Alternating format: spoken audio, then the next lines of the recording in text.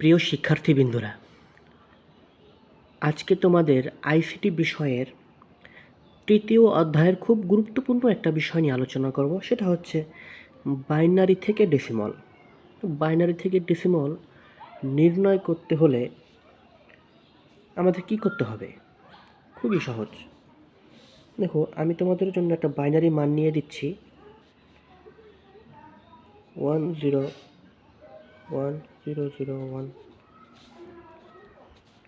যদি প্রশ্ন আসে এরকম, বাইনারি থেকে ডেসিমল নির্ণয় করো, তখন কি করবে? তখন বাইনারি থেকে ডেসিমলে যেতে হলে দেখো, বাইনারিতে এখানে মান আছে কত? বাইনারি ভিত্তি হচ্ছে 2। প্রথমে কি করবে? 1 গুণ, যেহেতু বাইনারি ভিত্তি 2 তাই 2 দেওয়া গুণ করো, তারপরে যোগ 0, 0-র সাথে আবার 2 গুণ করো, তারপর কি আছে? 1 এটা যোগ দাও আগে। 1 গুণ 2, তারপরে যোগ 0 গুণ 2, তারপরে যোগ 0 গুণ 2, তারপরে যোগ 0 গুণ 2।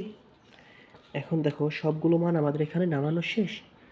এখন এই ডাইন দিক থেকে তুমি 0, এই 2-এর উপরে তুমি 0 দাও, 2-এর ভিত্তি 0, তারপরে 1 2 3 4, এই জায়গায় 5।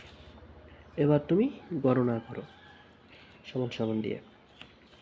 দেখো, এখানে 1 2 টু দি পাওয়ার 5 মানে 32, যোগ 0-এর সাথে যদি কোনো কিছু গুণ করি, আর কোনো কথা নাই, 0 বসাই দাও, যোগ 1 2 টু দি পাওয়ার 3 মানে 8, যোগ 0-এর সাথে কোনো কিছু গুণ আছে মানে ডিরেক্ট 0, যোগ 0 গুণ আছে মানে ডিরেক্ট 0, যোগ 0 গুণ আছে মানে ডিরেক্ট 0।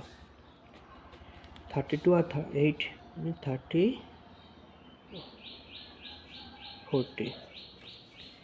সুতরাং অ্যান্সার কি হবে? 101,001 দশমিক হয় 40। খুবই সহজ।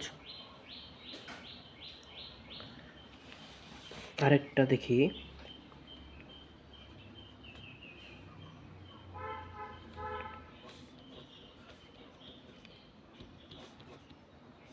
এখন কি করবে?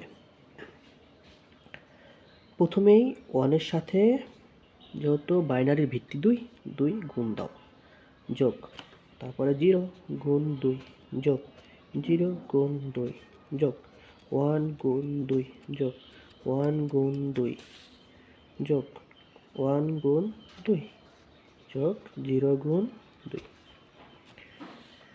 এখন ডান দিক থেকে 0, এই 2-এর পাওয়ার 1 2 3 4 5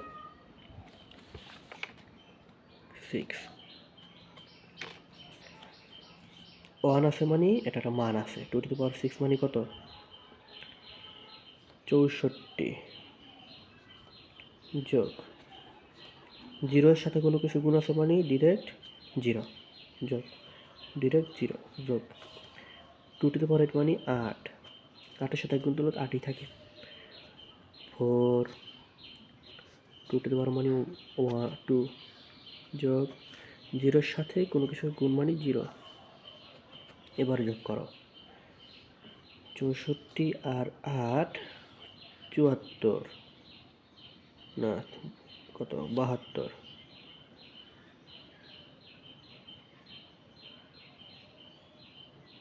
72 আর 4 76 আর 2 78।